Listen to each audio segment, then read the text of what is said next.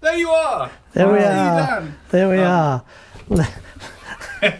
Far out. Live. Man alive.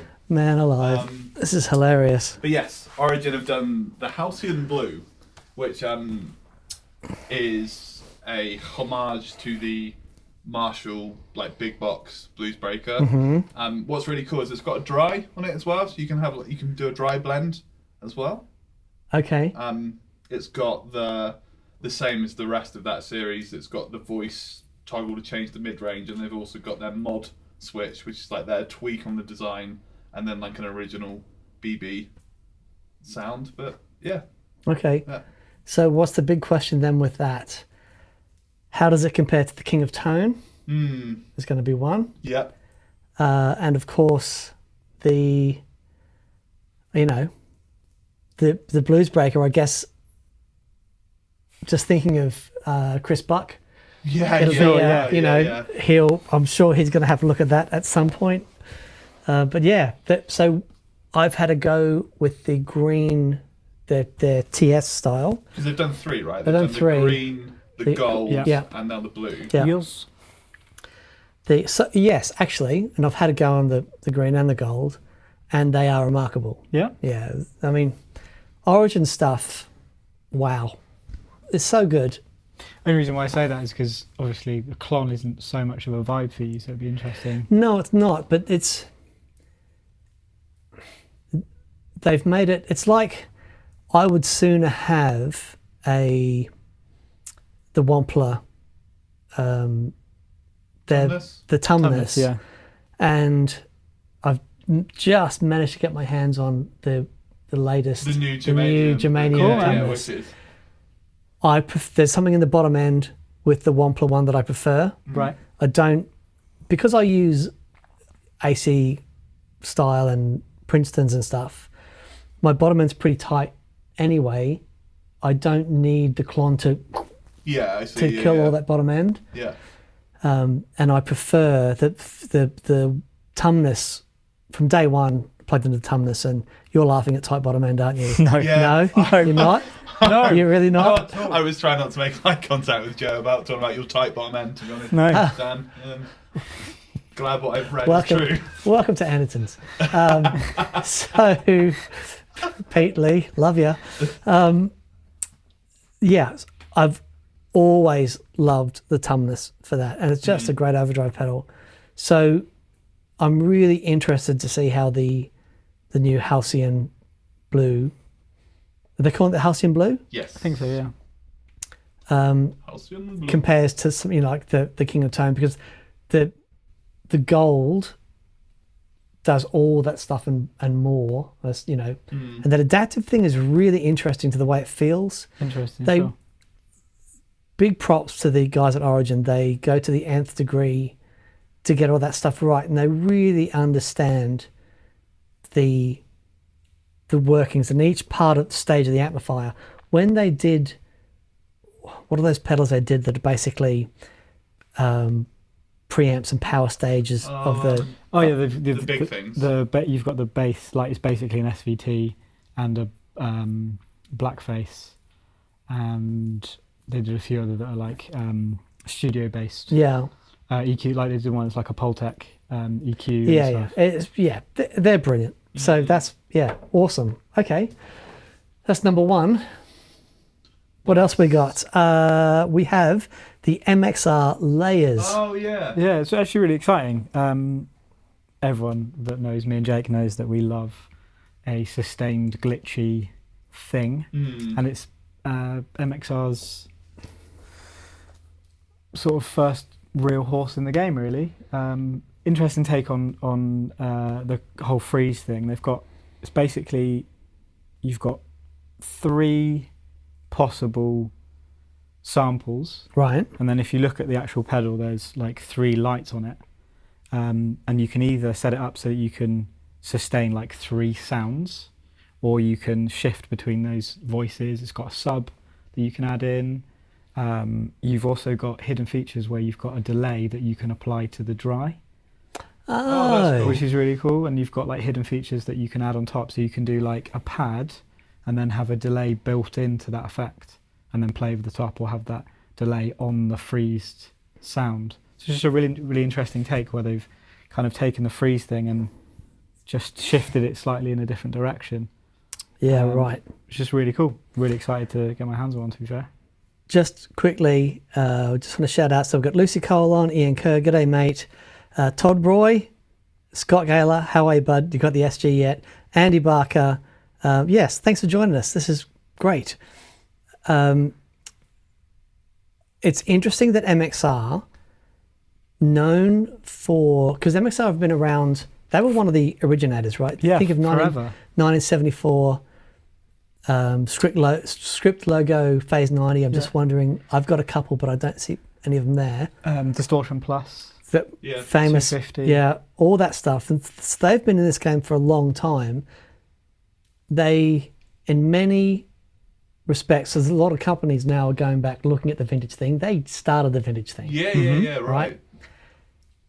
And in that sense, they've always been forward looking. Yeah. Right?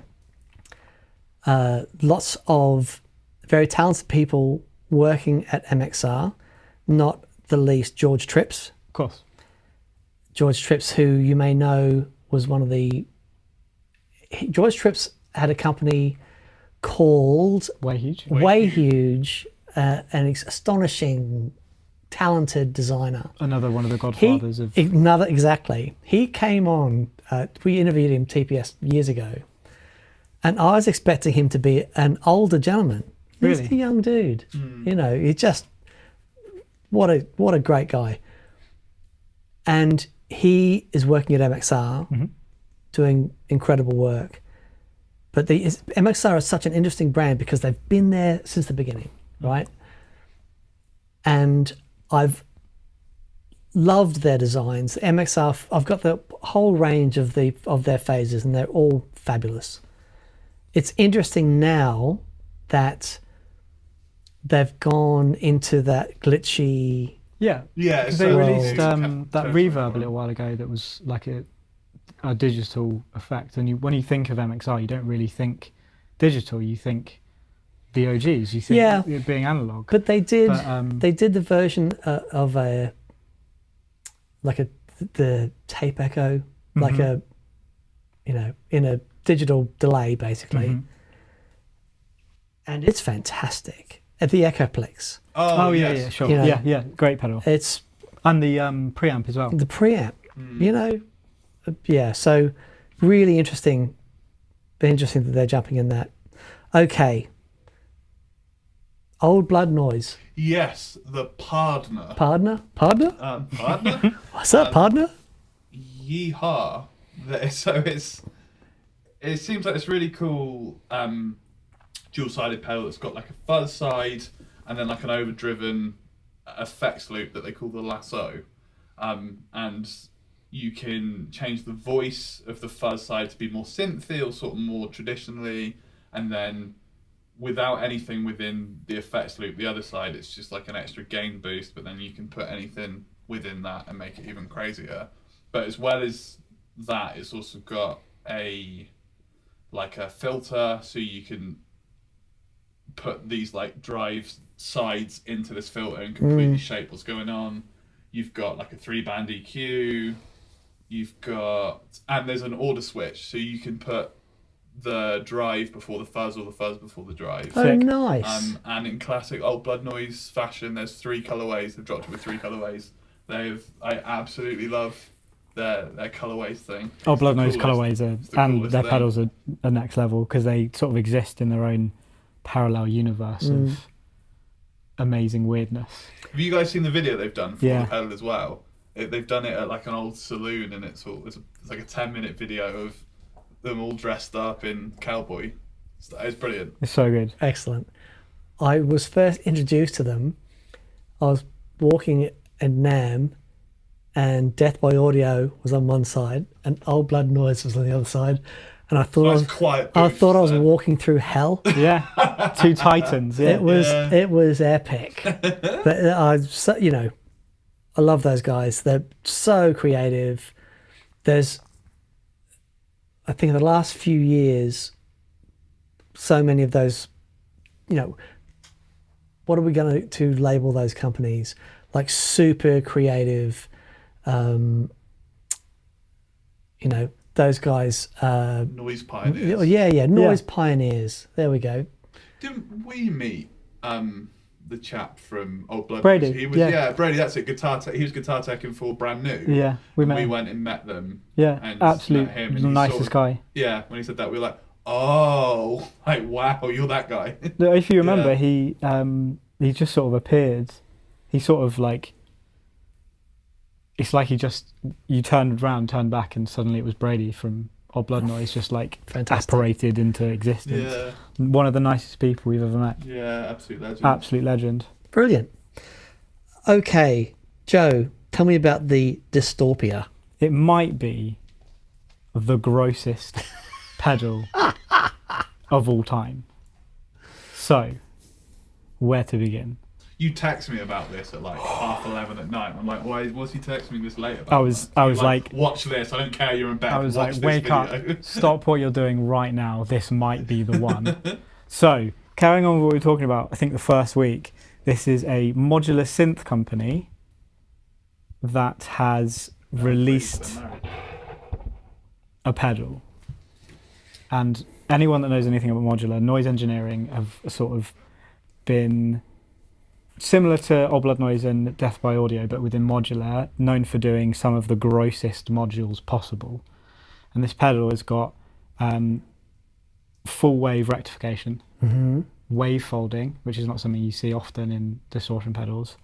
You've got gain stages. You've got a mid hump that you can change the emphasis of the effect. Right. And a fairly resonant treble roll off that's controlled by an expression pedal. And the thing I really liked about it is the mid and the tone control they affect the clean blend, so you can use it just as an EQ, or you can add as much destruction as you want. But if anyone's checked out the videos, it is one of the most incredibly disgusting noises that I've ever heard, and I need it in my life. I was saying to Jake earlier, it kind of forms like the trifecta of ultimate noise with the Bitmap 2 and the Roger That from Fairfield, and then the Dystopia. They're like, to me, they're like the trinity of ultimate noise pedals. Okay. Yeah. So great for blues. Okay. Very good. Joe Bonamaster signature pedal. You keep looking at me. Is my mic? No. I'm just going to make a couple of little adjustments. That's all right. If you don't mind. Please. Just, there we go. Been waiting all my life. There you go. Just relax. I'm taking this straight to HR. Okay. Because one thing that we didn't take into account is that we're all going to be facing inwards. So hopefully this is better. Let's see. Let's see. Okay. Oh, baby steps, people. Baby steps. Okay. Hopefully that's better. Scott Gaylor says, I put an SG truss rod cover on my gold top. Does that count? It's a step it's a step in the right direction. Every journey starts with a step, Scott. You've taken your first one. I'll take some bigger ones. Okay. What else do we have? Oh, this is very interesting. This is going to lead us on to something else. But talk to us about the womb tone. Oh, yeah. So Chase Bliss have reissued and collaborated on the womb tone with Billy Strings, who is a bluegrass musician. He's won like a Grammy for the best bluegrass record. But the womb tone is, I think they call it envelope phaser. Mm-hmm. So yeah, it's like an envelope filter and a phaser in one crazy Chase Bliss lovable box. But I think it's a limited edition run of 3,000, and unfortunately it's only in the States, so we can't get any here. But Okay. Yeah. Okay. Very interesting. Lizzie, could you the yellow slider, just turn up? Yeah, turn up a bit more. There you go. Okay, so this is very interesting, right? 3,000, and that'll be it. Yeah. And they're only selling in America. Yeah. there was another announcement Yeah. from Chase Bliss this Yeah. week. Again, texting you very late, Joe. Like, have you seen this? I can't believe that they're discontinuing 5 pedals, Yeah. which was the preamp, The preamp, which is this one here. the Dark Worlds, the Warped Vinyl, the Condor, Yeah, and Condor, there was yep, the Therme EQ. as well. and the Therme. Yeah, Yeah, 5. Therme. Yeah, that's the 5. So this leads us on to the conversation we're going to have today about a little law called RoHS. It's spelled RoHS, and it stands for the, not removal, but Is it restricted? restriction of hazardous substances. It's very interesting. So this law came in at the latter end of 2004, I think. Do we have a, okay. Right, so check this out. And this is why I know all about this law. Right. Excuse the clanging for 1 second. This is the first switcher that we made. This is the original Pro 14 in Star Wars White, Yeah. I called it. What was I thinking? Anyway, one of the things that was really important to me when we started this, the idea came from this when I was first found the Electric Mistress, and I love that thing. But wanting to incorporate that into my sound, the problem was when you switched it on, because if you think about with a flanger, especially when you have those 2 really tight delay times, you're going to get comb filtering, a lot of phase cancelling in that signal, and of course signal drops. Yeah. Same thing with the phaser, you sense that the signal drops a bit. Well, I needed to be able to kick the flanger on and not have any signal drop. So on each of these presets here, so you can see these were dip switches, and then next to it is this post gain control, right? Right. On the original Pro 14s, that control uses what we call an LDR, or a light dependent resistor. Right. Okay, actually just drop in number 8 so that people can see that. So this is an LDR, light dependent resistor. And what happens is when that sees a light source, it's basically like a gate.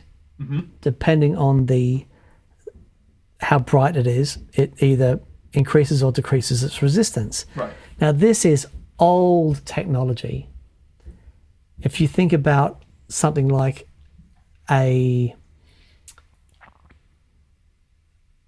not a phaser, what's the Univibe. a univibe type thing.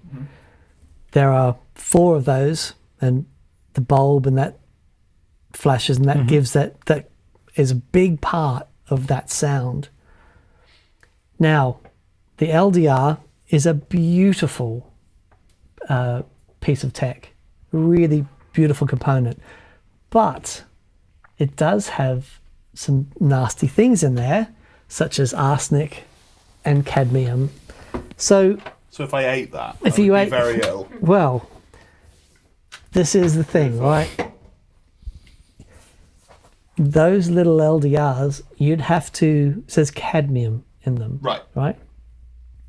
So if we go to, sorry Lizzie, if we go to there should be a picture on there of the things that are banned, right? Little list. And we'll just quickly show it up briefly because it's so boring. But when RoHS came out, it was a law that came out that said we can't have these substances. It's like 1,000 parts per million. So, 1/1000th of a Right. thing. And at the top, you'll see the top ones are lead, cadmium, mercury, and then hexachromium, which is what was that film with Julia, where she's the lawyer, Come on, you know these sad films. Julia the lawyer. Are you saying Julia Roberts? Julia Roberts. Yeah. And she was the lawyer. She was the mum lawyer in it. Hexachromia. Anyway, there's a massive law case in America. And really famous because this stuff was in the groundwater. It was leaking from a plant. And so everyone got together and said, right, we can't have these in our components anymore. And it was sort of a blanket thing. They weren't very strategic with it. So, like, for example, the amount of cadmium that is in an LDR, you need to eat 5,000 of them before you'd got to a point where it could, do damage, right? Saying Aaron Brockovich? Aaron Brockovich, thank you so much. Right, so what has happened? It is. They are quite small, though. So let's have a look at the first one. So lead, right? Yeah. Everyone's seen recently the change from leaded solder to unleaded solder, silver solder, etc. And this is the reason that we've made that change. Lead is nasty. We all know that. It's been taken out of things like paint and that sort of stuff for a long time. And now it's taken out of solder. As I think one of the most dangerous times with, is when you're soldering and fumes and that sort of stuff. So totally get that. Getting rid of nasty chemicals is a good thing. But one of the things that the law says is that for them to take it out of a component, there needs to be a RoHS compliant compatible component anyway, right? Oh, so An alternative. if they discontinue it, then they need a replacement. They can't just discontinue it. Interesting. So, there are two areas with RoHS where you are exempt. One is medicine, Sure, makes right, sense. and the other is military. Sure, makes sense as well. But in the music industry, in our tiny little world of manufacturing, we have no legs to stand on with any of this stuff. There is no component that does what an LDR does in the same way. No. Right? But it doesn't matter. Oh, so they can just go no, regardless. Yeah, and this is why things like this. Here's what happens. The RoHS law is in Europe. Right. All over Europe. It's not in America. Okay. Now they have, depending state to state, they have their own laws and a bunch of different things.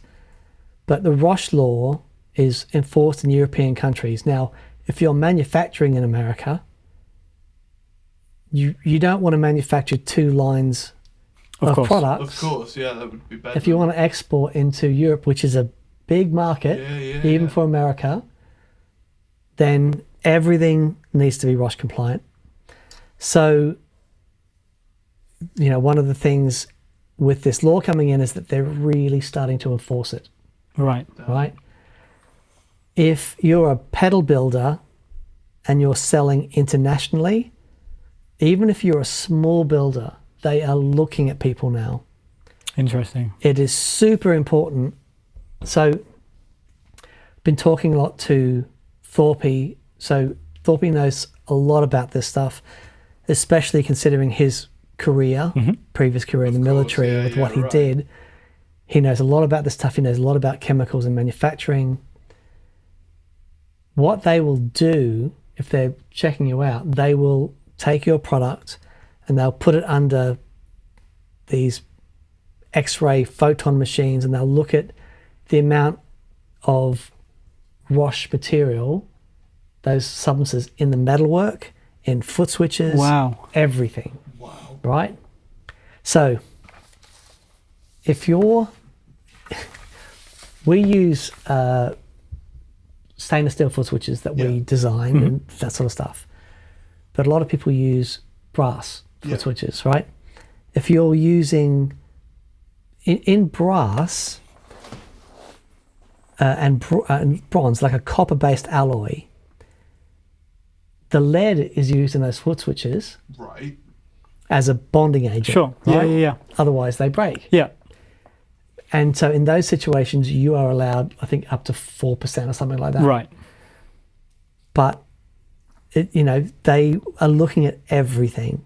If you're getting your metalwork done in the Far East, a lot of the times, if you, like a die-cast box or, things like that, a lot of times you can't really be sure of whether they're RoHS compliant or not, because they will throw a bunch of stuff in that big burny thing and then pour out the metal, and that's what you get. But it's really interesting in our industry. The RoHS people are looking really closely at it. We had to stop using the LDRs and find a different way to do it. Did that catch up with you, or did you just decide to swap out from using the LDR? We've always wanted to be squeaky clean. Yeah. And as soon as that came out, it was like, okay, we need to find an alternative. But man alive, it was a right pain in the bum because the LDRs are so good. They're so clean and they're a really great component. But I do know that, all this time on, you think, man, the music industry is so tiny. I understand that, companies like Canon, camera companies, Yeah. car companies, these guys have all been affected. But and consumer electronics, of course, you understand that. But now they are really looking hard at people in Every corner. In every corner. Wild. I know there are companies. So obviously, we had to sort it out. Chase Bliss are now only selling in America because they, with these particular, like the womb tone, there's certain things they'll only sell in America because they can only sell them in America. Yeah. And the other 5 are done, but you can get the remaining stock in America. Then they're done with them, sadly. But what's also happening now is that music retailers have just been sent a letter Really? by the RoHS people saying you need to be sure that the stuff that you are stocking is RoHS compliant. Wow. So That's insane. Yeah, that is insane. Yeah, and look, I get it. It's important that we move ahead and things are clean and safe. It's important as a manufacturer that everyone needs to be on this stuff. Yeah. What happens if you're reselling vintage gear? Are you exempt? That's a really. Is it like driving an old car where you don't need a seatbelt if I it's below think a certain so. age, or? Yeah, I mean, so I checked before. It's like, okay, I've got so much old stuff, and that's if you've got it, just don't send it to landfill. I think the second-hand market is arguably different, but if you are stocking new stuff that is still being made, so be aware of it. If you're a manufacturer, you should have stopped using leaded solder a long time ago. Yeah. If you haven't, you need to get on that. Even if you're manufacturing in smaller quantities, if you are in the retail space in any way, shape or form, they are looking at everyone. Wild. Crazy. Yeah, isn't it? Crazy. So it's very interesting to see that this is a big part of what's happened with Chase Bliss, and it's going to be making its way through everyone in our space. I'm really intrigued to see, like the preamp is so popular. Yeah. I feel like they're on every board. Does that mean that all univibes are going to die? You won't be able to have like an old school univibe? Yeah. Because they rely on LDRs and a lamp. They will have a different technology in them. Yeah. You can't manufacture and send out to retailers anything that has got those components. Someone needs to invent a new LDR. LDR2. Brought to you by LDR. That'd be good. Scott Gaylor says, so if I go on tour, can I bring my current pedalboard into Europe? Absolutely. You just can't sell your current pedalboard into Europe. Don't put it on the merch there. But yeah, you can, if you've got stuff, don't be concerned. It's still fine. It's in the manufacturing space that people need to be really aware. Have you seen my contraband Univibe?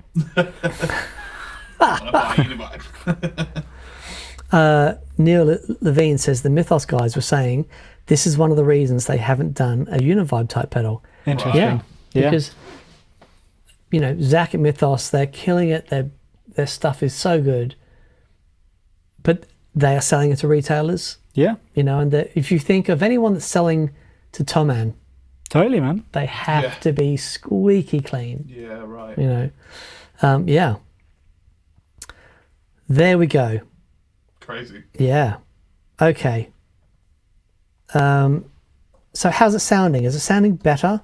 We're trying to get things set so that everyone is happy. I hope there's no crackling pop. No. No Rice Krispies here. Just in you Cocoa Pops. This, I think, is... I mean, I love that thing. It's great. But I love this thing. This is the Chase Bliss Tunnel Recall. One day, I am going to do a video on those things. Okay. The dip switches on the back. I don't understand why everyone is so... I'll tell you why. Go on. This was the first pedal that I ever got that I loved the sound of it, but I didn't completely comprehend what this was capable of. Sure. And looking at it, I got confused. Right. Sure. And I was like, okay, I'm getting older and I understand that stuff. But imagine that this had 7-foot switches and a digital screen. Yeah. This would warrant. This does so much stuff. Yeah, sure. And when I look at the dip switches, I just went, this is wild. But when you hear the Chase Bliss stuff put to use as a creative tool, they're just extraordinary. This is a wonderful analog, digitally controlled analog delay pedal. There's two versions. There's the blue knob and the red knob. The red knob's a bit brighter. I've got both, and I love this, but the blue knob is still really cool. It is very cool. Warm, but still very cool. But I do want to do a deep dive into, why you shouldn't be afraid of these things. The only thing with those sorts of pedals is it takes time, and you've got to be willing to sit down and get into it. Yeah, I mean, I feel like that's part of being a pedal nerd. Yeah. How long did it take you to get to grips with the Zoya? Have I got to grips with it? I'm pretty sure. I think you have. Yeah. Okay. It took me, I would say, a couple of months, maybe less. But that's the ADHD hyperfocus. Right. All consuming. Zoya is everything. I think you and I had this discussion as well with customers when we're doing sort of rig talk throughs that it's okay to not understand every aspect of something straight away. There's a lot of fear and anxiety around pedal boards. That's what I've come to realise, that a lot of people are genuinely terrified of MIDI. Yeah. Terrified of dip switches. I don't know anyone like that. Okay. It's just really interesting that there's genuine anxiety around that stuff. And I think that plays into why there's this sort of weird divide between, of course I use MIDI, MIDI's really creative, and that is terrifying, I just play guitar. Yeah. And I find it a weird dichotomy of players between people that understand it enough to get by and people that aren't willing, from my perspective, to go there, because they're kind of afraid of it, but have never quite worked out why they're afraid. Yeah, I get it.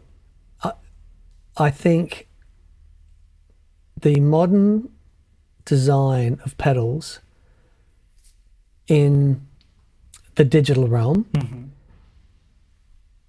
offers so much flexibility that it's very easy to lose your way. It's very easy to forget where you came from. It's the one thing that Strymon got right 10 years ago is their UI. The UI is unmatched, pretty much. It's so well done. It's, you know, I've put the timeline back on my board. I've got the timeline and I've got the BIM, the Auto Machines BIM. And like all of my delay needs are there. I wrestled with so many other delay pedals. I feel like it was every other day you were swapping out delay pedals, trying to find what worked, and then you eventually go full circle back to the timeline. And some of them are just magnificent, like the Echo, not the Echo system, which is again incredible. LVX or the LVX. Sonically, I lost days playing that thing and not really understanding what I was doing, but I'd just go to the next preset and play a chord and go and just be blown away by the fidelity. It's so incredible. But then trying to find my way through it with what I need, I found challenging. But we had a guy come to an experience day, and I do reference him a lot. I think his name's Matthew, I'm not exactly sure. If you're out there, Matthew, what he was getting out of the LVX just blew my mind. I've got videos of him doing his thing. Wow. Extraordinary. But that's often the thing, though, isn't it? Is either maximalism makes you creative, or it sometimes stifles your creativity. Okay. Like if you have too many options, often you can't make a decision in the moment, and then you end up with this massive board, and you don't end up using it because it becomes too complex to sort of pilot. Like when you want to listen to music and you look at Spotify and you can listen to anything in the world, but you can't find an album you want to listen to, right? Yeah. Same.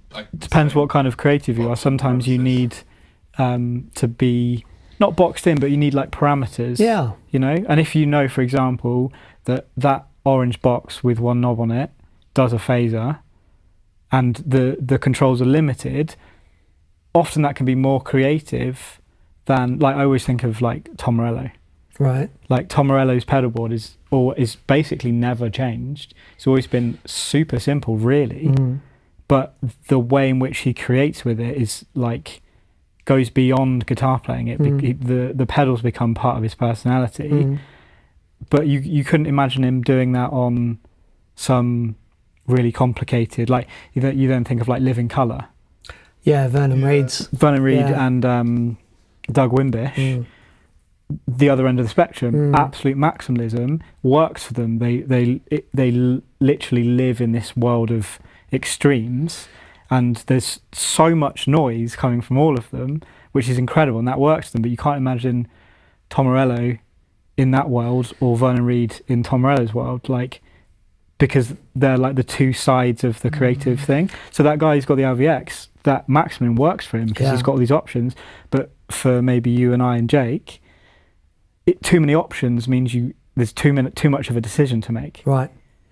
Was it Nam and Vernon Reid walked past, and Mick was playing something, and Mick clocked him, and he plays the bump, bump, bump, bump, bump. Vernon Reid turns around and goes, "Okay." That's like the biggest compliment. That was really cool. That was really cool. That's so cool. Yeah.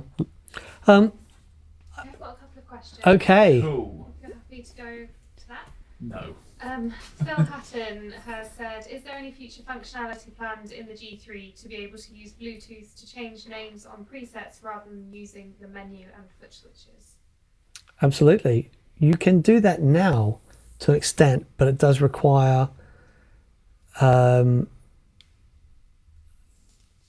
need to change the set list and then buzz it back in. But yes, we are so the next update, which we keep saying is imminent, and it really is imminent. honestly, our poor software guy is he's a writhing, puddly mess on the floor by this stage. We have pushed him very hard. He's doing a brilliant job, but gee. Yeah. No small feat. No, sorry, Mike. But all of that stuff. So once this next software update comes out, what's happening then is that we are then updating the web editor. The web editor will basically be a virtual G3 that you'll be able to also edit offline. And, you know, if you know that you've got a set coming up, you want to make these changes, and you can edit it all and then buzz it through, or you can do it in real time via Bluetooth connection. So absolutely, being able to change the preset names via Bluetooth, everything. Yeah. Yeah, definitely on the cards. And we've got Tom Painton. Did you guys catch the most recent Chairman of the Board podcast? They had the J Rockets dude on, who had some extremely interesting insights into the Klon. Yeah. Oh, interesting. No, I haven't checked it No, out. so yeah, so the J Rocket, the very first video I ever did with Mick was on the Archer Interesting. when Sure. J Rocket brought that out, Yeah. and it was the Klon versus the Archer, the Cloncher challenge. That's the very first time we ever filmed together. It was hilarious. Mick played a 70s game show host. Amazing. It was really funny. We stopped them at Gig Rig for a little bit. We did. Yeah. Didn't we? Yeah, we did. You loved Yeah. it so much. You were like, going to get Yeah. a few of these in and sell them. Do you remember Yeah, when we they're stocked amazing. pedals? That was a cool time. Yeah. It was an expensive It was time. an That was a Expensive very time. expensive time. Yeah, your wages were like, Yeah. Do you want to try this? Yeah, this- sure. Okay, you got take it. Yeah. yeah. And so they were one of the first to do it properly. Yeah. And they've done a whole bunch of different versions of the Klon. But it's so interesting, that pedal, the aura and the legend around that pedal. So you think of what JHS did with their Not a Klon. Yeah. That was insane. That was literally insane. I mean, Did a either couple you of get months one? ago, Did either of you get one? No, And make one? no. neither. a couple of months ago, I think they were at 20,000 of them. Holy moly. And they sound great, you know, but it's a build your own Yeah. thing. Like an IKEA The best- style box, right? Yeah. And it is some of the best marketing I've ever seen around Yeah, a it's pedal. unreal. It was It's unreal. genius. But it's a great product. But the Klon, you know, look at what happened with the Wampler Thomas Deluxe Yeah. Germanium. Mm-hmm. Crashed the website. There are 10,000 people in there trying to buy one of these 500. Was it 500 units they had for sale? I think it was something like that. Yeah. It wasn't Something a like vast that. amount. But Limited, but not like tiny limited. Yeah. But still crashed out. it still invokes this. There is thing. just something weird about a Klon. Like you can kind of tell a pedal nerd by if you mention the word Klon what they do. If they go, sorry, what? You go, you're not that into pedals then. But if they go, oh yeah, I saw a silver one once, But or I what's- have a Held one. I held one. Or I think whatever. what's really TGR. interesting about that pedal is there's only one component, well, two of them, in that thing that is supposed to be rare, Yeah, yeah, right? yeah. Which are the germanium diodes. I think Mike at Analog Man, I believe he still has some stock, and if you send him any clone, he can put those diodes in. Oh, cool. I might be speaking out of turn because he might have run out of them by now. Don't hound him, please. No, but if you send him like an East River Drive, Sure. Electroharmonics That's really fund, cool. spend $70, send him that, and you'll get back this unbelievable thing. That's wild.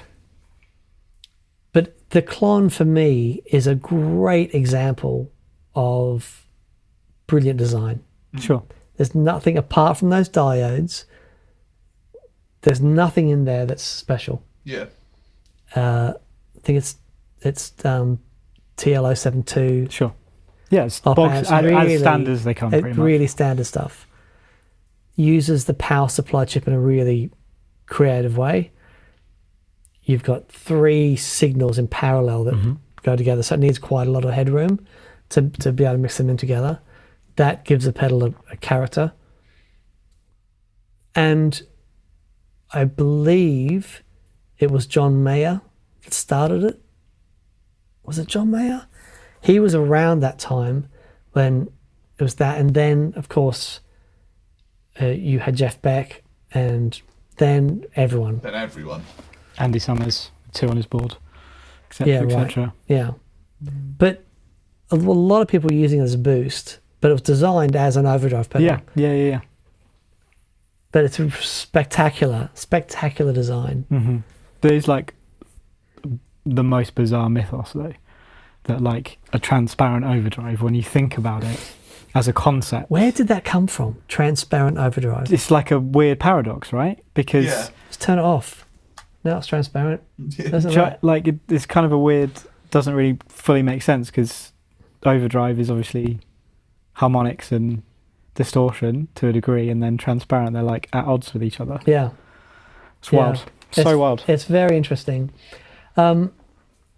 We've got 10 minutes left. So one other thing that needs to be talked about is that there was a very large announcement this week, followed by a flood of messages to me asking if I could get tickets. Oh yeah, some little boy band or something got back together, right? Yeah. Right? 90s boy band. Yeah. Yeah, so my mate Noel and his brother Liam are getting the band back together. So next year, Oasis will be out doing their thing. Crazy. I didn't think it would happen. No, nor did I. No. Nor did I. I saw on Sunday night, both Noel and Liam's accounts had posted the same teaser, Yeah. and I was like, they're just going to announce a new box set or like a vinyl reissue. Yeah. I'm This is not a new believing master it. of whatever. Yeah. Because it happened a few months ago. They updated like their profile picture on Facebook, and everyone was like, "Oh, it's happening!" And then it was like a 20th anniversary of Definitely Maybe, like on vinyl. And when this started, I was like, "What's it gonna be? Another box set?" But no, it's happening. I'm actually really interested about the effect that this is going to have on the industry. We were talking about this earlier, Yeah, actually. you had a customer, we had a customer who asked literally that, if it will if shape popular music, and like if bands it will will shape come back popular into music again. yeah. So when Mick and I filmed with Noel, and I've known Noel for years, a lovely guy. Actually, the second or third time I met him, I was at soundcheck. He'd just finished soundcheck. He says, "Oh, come and check these out." So I'm on stage playing through his rig, and he just keeps handing me guitars. Check this out. And it's like, this was his. At the moment, he's using 2 high watts, but this is back when he had his monster, like 5 amps going. Cool. And it was tremendous. And these Nash guitars, Yeah, awesome. yeah. You know, really, really great. So, and I kind of knew that he was a guitar fan, Yeah. right? He loved guitars. He was just really into it. And so we hit it off, and then ended up doing that interview with him. I think 1.8 million views that interview's had now. But other people are now taking parts of that interview and using it for Noel stuff, which is pretty interesting. But of all the guitar stuff that Mick and I have done, you know, Johnny Marr and you know, Graham Coxon and Ed O'Brien, these amazing, innovative guitar players, there's something about what Noel does that instantly connects with people. We walked into that studio and he pulled his original Oasis rig out from storage that hadn't seen the light of day for 30 years. Oh man, that's dumb. Right? That's actually stupid. That's just wild that he can just go, "Oh, this odd thing." Yeah, And stupid. so it was his WEM Dominator Yeah. and his old Marshall valve state. Wow. Right? Those two things. And he says, "Look at this. Look, we've still got the markings where the knobs go. And everything is just cranked." Like so diametrically opposed. Valve state and Dominator is so good. Then he picks up his Les Paul and starts playing Cigarettes and Alcohol. And Mick and I were stopped in our tracks. Yeah. We Proper it was like hair it was standing upright. it Yeah, was that's amazing. unreal. Literally, We were like literally amazed, like stopped in our tracks going, because that sound, that was the sound of a generation. It was the sound of a movement. And we're there being pummeled to it. It is punching us in our bones. And we couldn't speak. Yeah. That's so cool, though. And Noel's are going, that's the sound. You know, so... And this gear that, you know, a lot of people start with and move on from, you know, like the valve state. The valve I feel state is like... When I was getting into playing guitar, that was, everybody had the valve state head. Yeah. Because it was the thing that you could find secondhand really cheap, right? Yeah. And as to be fair, there wasn't a lot of valve state in that sound. Most of it was the Dominator. Sure. But what is so interesting about what Noel does is that every touch of pick on the strings, he knows exactly what's going on. There's Interesting. no flapping around. Yeah. There's no like, I was playing these chords. Every strum upstroke, It's just there. he is so on it. Yeah. And the one interesting thing, I think I showed you, there's I don't know if someone did it on TikTok or whatever.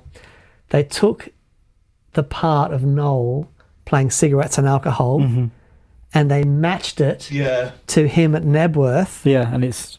It is Play Yeah. the exact same time. exactly the same. It So remi- his time feel Yeah. is outrageous. It reminds me of I think it was Wolfpack that put it together. It was Bernard Purdy doing his 16-note shuffle, the Purdy shuffle, and a keyboard player doing a sound check from different points in time, and they're both perfectly in time with each other. And their groove is like immaculate because they're so on it. Yeah. People that can do that stuff, like, it's literally magic. Yeah. That he can just pick it up and play it, and it's like dead on. Yeah, not BPM out. No, just dead on. No, Bang on. it was incredible. I tell you who also has that is Neil Finn. Sure. Oh, He right. has the yeah, same makes thing. Sense. Makes sense. I was working with an engineer that had just recorded with Neil the other day. He said, I just had the weirdest experience. So I got Neil to double track a couple of guitars.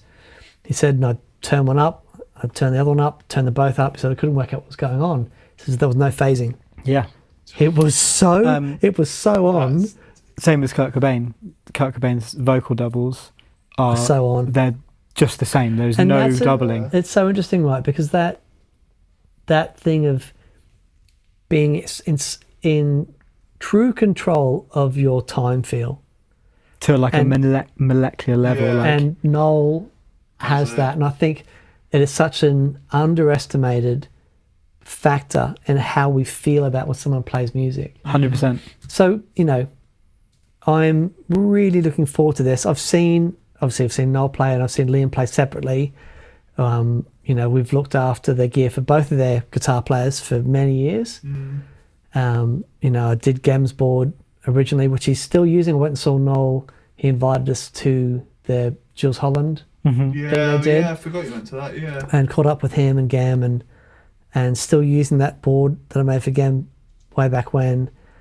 And of course, we went down to see and I Liam's watched Liam's guys. set at Reading Festival on the TV. Yeah. And Mike is still using the rig that we put together. Yeah, amazing. So watch this space. I've, you know, texted Noel and just said, You're my favourite.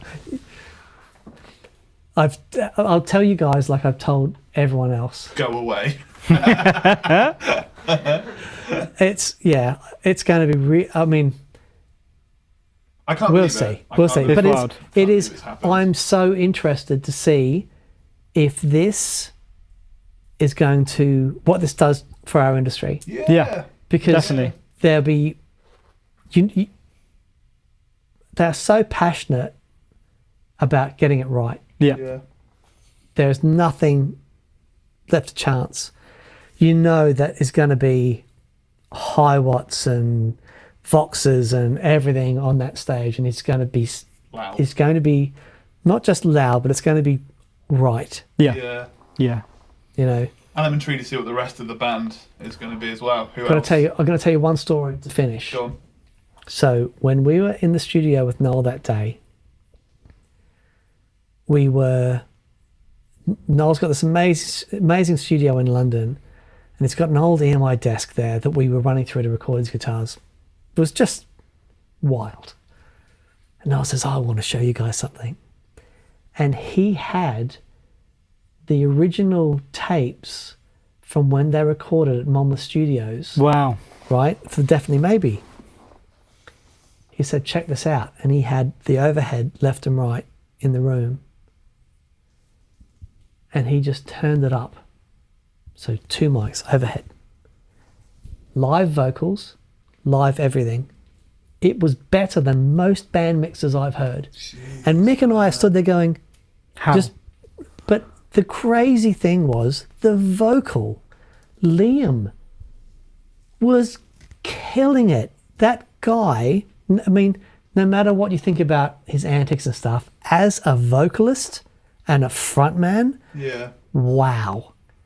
And to hear that live, 2 mics, and Noel's, they're going, pretty good, isn't it? Like, astonishing. So good. So I'm Unreal, yeah, wow. it's really great news. Looking forward to it. Yeah, very exciting. Any questions to finish? We could just send Andy Barker. What do you think of the new EHX Hog 3? It seems to have killed off the Hog 2 in its release. Okay, so we did have a look at this on the first show. I do First. have one inbound. A couple of things about it that we love. It's got MIDI, which is very rare for electroharmonics. You can pan each octave to each output. Yep, Yeah. that's really So cool. it has 2 outputs, so you can be like, right, I've got like Glissando. 2 down Glissando, here, proper 1 over there. presets. Yeah. I'm like really 99 excited about it. presets, yeah. What I'm very interested to hear, every POG at every stage has had its own sound. Yeah. Yeah. None of them have sounded Yeah, the same. Yeah. So I'm really interested to hear. Now, this is one thing about the POG. That stuff we're saying about option paralysis. The POG, because it's all, you Yeah. can see what's going on, Yeah. you don't get that with the POG, I No, find. not at all. Yeah, With- yeah. Because You know, the UI is just as you get it. Like, UI. It's just there. UI people. UI. Brilliant. Okay. Thank you, Lizzie. Thank you, Linesman. Thank you, Ball Boys. Nice. Sports. Have a great week, and we'll see you next week with some more stuff. Any questions, please leave them in the comments, and then we'll get to them next week. Cheers, everyone. Be See you good. later. Bye. Bye.